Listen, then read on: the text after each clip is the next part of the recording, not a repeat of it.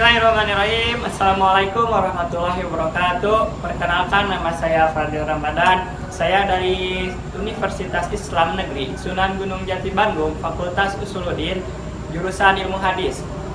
Dengan dibuatnya video ini untuk memenuhi tugas UTS mata kuliah Sejarah Peradaban Islam dengan dosen pengampu Bapak Dr. Fuad Hilmi, SPD MAG. Dalam video ini saya akan menjelaskan dengan tema hijrah ke Madinah, awal terbentuknya komunitas Islam yang terorganisir dan terbentuknya sebagai negara. Penasaran dengan video ini? Tonton video selanjutnya. Hijrah ke Madinah bukan hanya sekedar perpindahan fisik Nabi Muhammad SAW dan para pengikutnya dari Mekah ke Yathrib. Peristiwa ini merupakan titik balik penting dalam sejarah Islam yang menandai awal terbentuknya komunitas Islam yang terorganisir dan fondasi bagi terbentuknya negara Islam yang pertama. Berikut penjelasannya.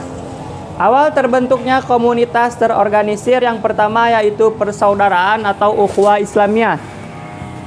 Setibanya di Madinah, Nabi Muhammad SAW mempersaudarakan kaum Muhajirin dan kaum Ansor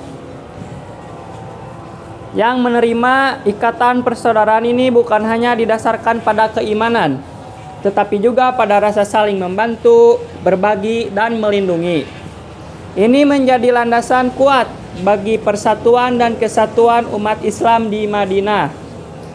Adapun yang kedua yaitu pembangunan Masjid Nabawi. Masjid pertama yang dibangun di Madinah ini bukan hanya berfungsi sebagai tempat ibadah, tetapi juga sebagai pusat kegiatan sosial, politik, dan pendidikan komunitas Islam. Di masjid inilah Nabi Muhammad menerima wahyu, menyampaikan khutbah, menyelesaikan perselisihan, dan mengatur urusan umat Islam. Yang ketiga, pembentukan struktur sosial. Nabi Muhammad SAW mulai menata kehidupan masyarakat di Madinah dengan prinsip-prinsip Islam. Beliau mengajarkan nilai-nilai keadilan, persamaan, persaudaraan, dan tolong-menolong. Hal ini secara bertahap membentuk tatanan sosial yang berbeda dari sistem kesukuan yang berlaku sebelumnya di Arab. Adapun terbentuknya sebagai negara, yang pertama yaitu kepemimpinan Nabi Muhammad SAW dengan hijrahnya ke Madinah. Nabi Muhammad tidak hanya menjadi pemimpin agama, tetapi juga pemimpin masyarakat. Beliau menjadi tempat rujukan dalam segala urusan, baik ibadah, sosial, maupun politik. Kepemimpinan ini beliau diterima oleh mayoritas penduduk Madinah, termasuk dari kalangan non-muslim. Yang kedua yaitu Piagam Madinah. Langkah paling signifikan dalam pembentukan negara di Madinah adalah penyusunan Piagam Madinah. Piagam ini merupakan konstitusi tertulis yang pertama di dunia yang mengatur hubungan antara berbagai kelompok masyarakat di Madinah, termasuk kaum muslimin dan kaum Yahudi. Beberapa poin penting dalam Piagam Madinah ini yaitu pengakuan terhadap keberagamaan.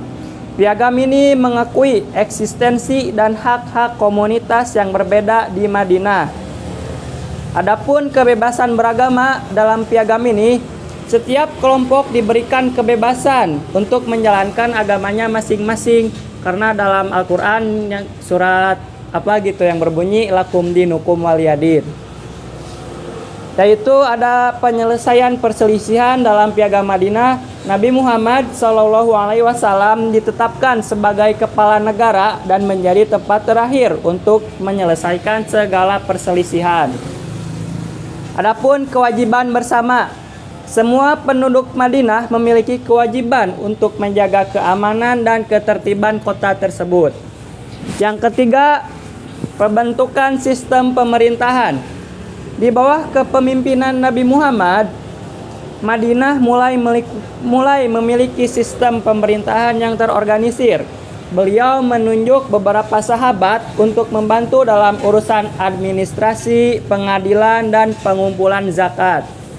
Yang keempat, ada kekuatan militer.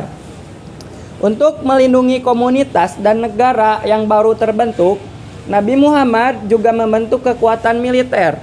Hal ini menjadi penting mengingat adanya ancaman dari kaum Quraisy di Mekah dan kelompok-kelompok lain di sekitar Madinah.